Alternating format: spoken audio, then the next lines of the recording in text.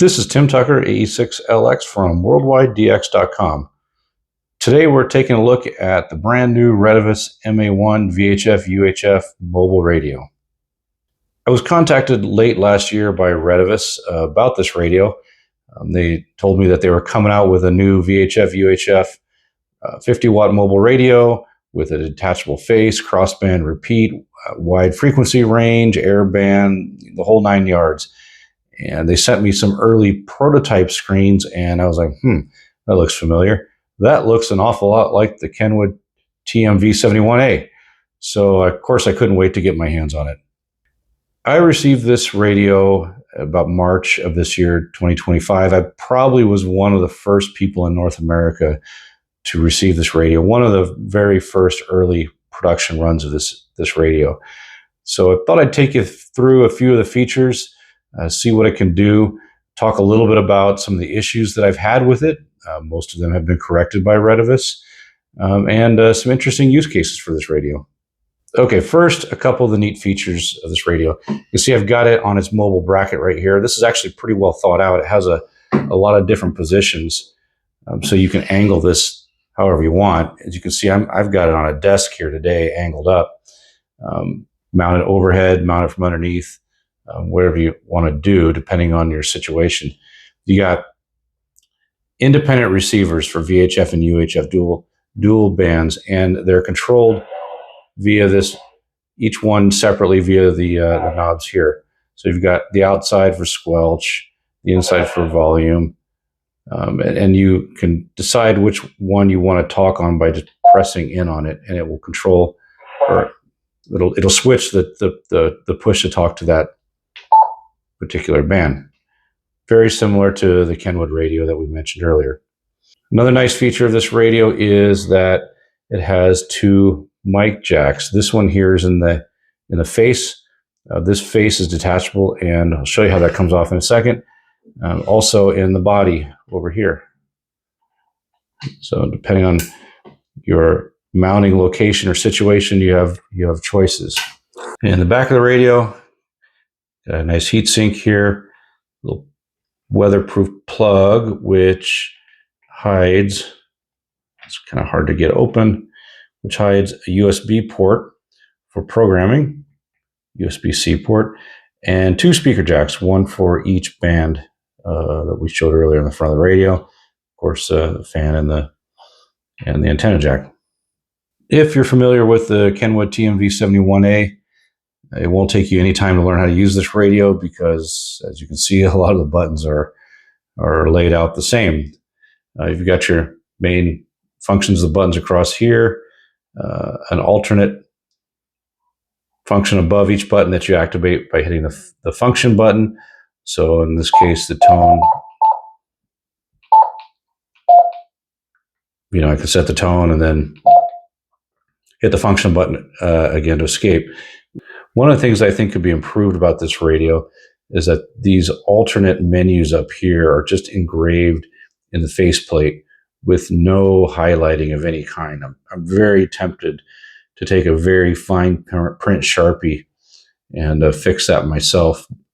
It's hard to really, if not impossible, to read those in the dark. To go into the menu, hit function, press hard on the left button, and you can see you've got all your different function settings. These are pretty self-explanatory. I'm not going to spend a lot of time talking about these, but we will call out a few key ones to help those who want to use things like crossband repeat. There's a few neat settings in here on how to set that up.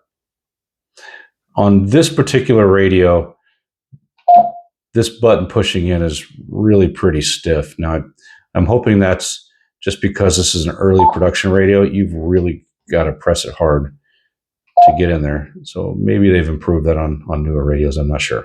Another nice feature of this radio is the detachable front faceplate, which you can see I've just detached here, attached to this RG45 cable. It comes with a really long extra RG45 flat ribbon cable, so you can mount this wherever you want.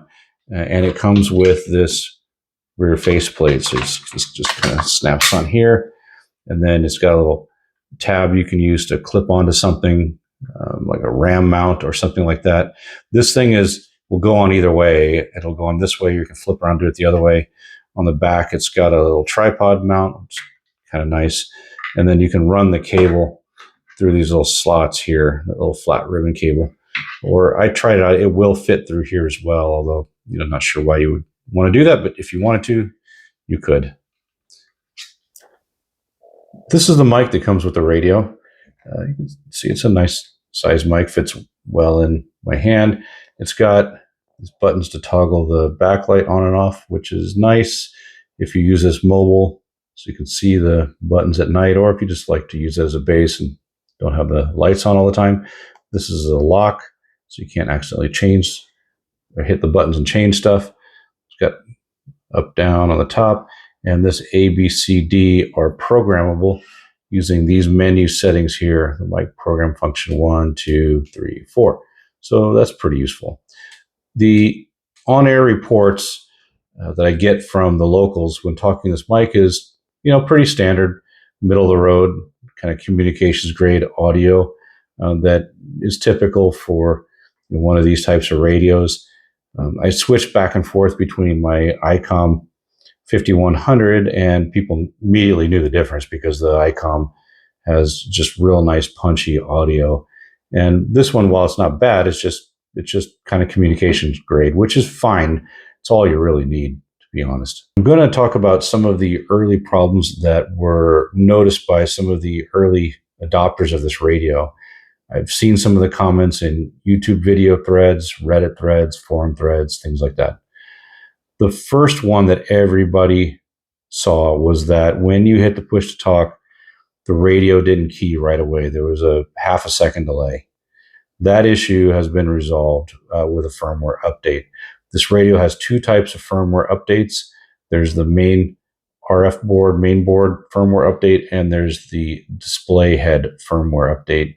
When you get a firmware update, it may have one or both of those. You need to make sure and apply them. This radio now keys right up as soon as you hit the push to talk. That issue has been resolved because it was reported. A couple of the other issues that I'll address, which are difficult to show or talk about because they've now been resolved, but there are a lot of issues with the PL tone.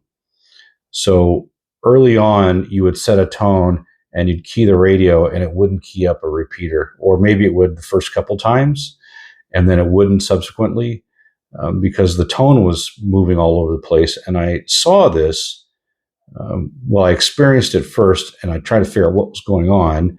And then I saw it by monitoring my signal on SDR Sharp with a dongle, and I could see the tone being reported moving around on SDR Sharp. So I reported that back to Retevis and they fixed that. There was a problem where it wouldn't save the PL tone when you're plugging in the memories. That issue has also been resolved. The third one was when using Crossband Repeat, it would not transmit the tone when in Crossband Repeat mode. So that made accessing repeaters when using this like a remote base impossible. That issue has also been reported and resolved. So yes, there were some early problems with this radio. And also, as they've been reported, Retevis has been really good about working with those that report them to see if they can figure out what the issue is and get firmware updates out to resolve them. One of the reasons a lot of people will want to buy this radio is because of the Crossband Repeat feature. I mentioned earlier that the radio borrows a lot of the features and the design from the Kenwood TM V71A. This is one of those features. To set up Crossband Repeat, you go into the menu and you find this repeater mode function first. And this is the part that I really, really like about this radio. You can set the radio to transmit on either band A, which is the one controlled by this button, or band B, this button, or full Crossband Repeat. So the difference between these is full Crossband Repeat, whatever it hears on A will transmit on B, whatever it hears on B will transmit on A. If you set one of these other ones, for example, A transmit, it will only transmit on A whatever it hears on B. it will not transmit on B whatever it hears on A. So it's a one-way crossband repeat. This is a very important feature if you're intending to use this radio as a remote base, where you're going to use something like a handheld radio to always listen, and you're only going to use this to transmit, to increase the power, to access like a repeater or something like that. Very common in an urban setting with repeaters that are very busy, very active, for people to want to set something up like this. The other way this is useful is if you're using two of these radios, two of these MA1s. So you could have one as a remote base, and then you could, something located somewhere, and then you could have another one, say, in your shack or different location, to actually the one that you're transmitting on. So by having one of these radios to transmit on, you can, because it has dual VFOs, you can listen to your transmitted frequency, your transmission on the frequency that's coming out of the repeater, because you're transmitting on the remote base. Very, very useful. So let's show you how to activate this. So I've got it set up the way I want. So I'm going to exit the menu. So to turn on the crossband repeat mode, you turn the radio off and you hold down this tone button, and then you turn it on. And now we're in crossband repeat mode. You can see that because I told it I only want to transmit on A, that's the one that's flashing PTT. So I've got a little HT here, and you can see that I'm transmitting. And you're getting a little feedback because I'm too close to the radio, and I've got it into a dummy load over here. But you can see the crossband repeat mode works just as advertised. Retevis advertises the MA1 as a 50-watt radio, which it is, but they really don't tell you what the power output settings are on the other settings. So let's do a quick demonstration and we can see what it does. So I've got the radio run into this Bird 43 watt meter. Right now we're going to test the VHF side. I've got a 50-watt slug in here that's rated for 100 to 250 megahertz, and on the side over here, I've got it run directly into a dummy load. So let's do a couple of quick tests. This is on the high power setting, and there you can see it's burying the needle on that 50-watt side. So at a minimum 50 watts, maybe just a little bit over. Now we'll change the radio to the low setting on the VHF side, and that is 5 watts, reading it on the 50-watt scale because that's what slug we have in, 5 watts. Now we'll change it to middle setting. Okay, now I've got a slug that is rated for 400 to 1000 megahertz, 50 watts. So let's see what this thing does. You can see I've changed the frequency to 446.5 on the UHF side, starting on the high, and we're at about 38 watts. Call it 38 watts. Change it to low. At 5 watts on the low setting. Middle setting. Yeah, about the same as the VHF side on both of these. That's 20, 21-ish watts, 20, 21 watts or so. So a little bit less on the UHF side, which is to be expected, but all in all, pretty good numbers. I decided to test the MA1 for spectral purity to see if it complies with the FCC specs for a radio like this. So to do that, I got out my TinySA Ultra right here, little spectrum analyzer, and I ran the RF into that by using my homebrew RF sampler. This provides somewhere, according to math, between 30 and 40 dB of attenuation. That's still a little bit hot for the TinySA Ultra, so I ran an additional 40 dB attenuator in line with that. That's probably overkill. 10 dB probably would have been fine, but the TinySA Ultra has more accurate readings at lower power levels, so I just went with that. So how did it perform? Well, you can see from this image here that I've got the fundamental frequency of 146.52 on the far left, and that's showing a power level of negative 19.4 dBm. The most prominent harmonic is at 292.5 megahertz, where you can see that marker number 1, and it's at negative 81.7 dBm. That's a difference of 62.3 dB. Well, part 97 says that for a radio like this, it needs to be negative 6 dB down, and so this is within those specs. So well done, it complies with the FCC rules. So to sum up, I think Retevis has a winner with this MA1. As I mentioned earlier, it has a lot of the features and the user interface of the TMV71, which a lot of people really miss that radio now that it's been discontinued.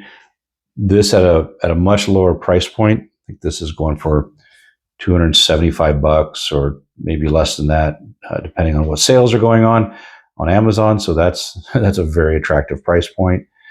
I'm using this almost daily as my main VHF UHF radio now here in my shack. I use it as a remote base. Walk around the house with an HT around the neighborhood. I use it to hit one of the local repeaters. I set this side here to the input of the repeater, and use the 50 watts output of this radio on the antenna on the roof to get a much better signal into the repeater. Works great. Haven't had any problems with it now that the initial problems have been addressed. I like the detachable face. That gives you multiple mounting options in a vehicle. Multiple attachment points for the mic. I like that it's clean. It meets the FCC specs. That's obviously very important. The USB-C cable, so it's easier to program. It comes with that cable. So it's, they have their own software, Retevis does, for download, or I'm sure Chirp or something like that. If it doesn't already have support for it, it will soon. I went through a lot with this radio, testing the early versions. A lot of the little bugs I mentioned. There were a few others I didn't mention, but everything I've reported has been worked out. So if you run into something new that I haven't seen, I'd like to know about it. Put a comment down below here on YouTube. Follow the links to worldwidedx.com where the full review is. Post up in the thread there. If we discover something new, I'm certainly willing to test it out and see if I can get some feedback to Retevis as well, so that it can be addressed, or answer any other questions that you have with this radio. This has been Tim Tucker, AE6LX with worldwidedx.com, and thanks for watching.